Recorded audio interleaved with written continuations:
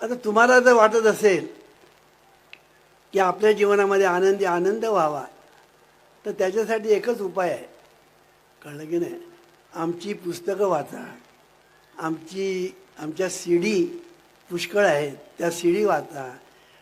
T व्हीवर आमचे कार्यक्रम होतात, रेडिओवर दररोज कार्यक्रम होतात, पुस्तकं आहेत आमची, प्रवचनं तर ठिकठिकाणी चाललेली आहेत. ह्या सर्व गोष्टी आमच्या ज्या आहेत, थोडंसं तरी त्यातलं घ्यावं. अहो, अमृताचा डोहा आहे किंवा सागर आहे, त्यातलं एक घोटभर जरी अमृत घेतलं ना तरी तुम्ही अमर व्हाल. त्या सगळ्या अमृताचा सागर प्यायला नको. तसं जीवनविद्येचं हे जे तत्त्वज्ञान आहे, हे हे थोडंसं जरी तुम्ही आचरणात आणलं 10% तरी 100% सुखी व्हाल.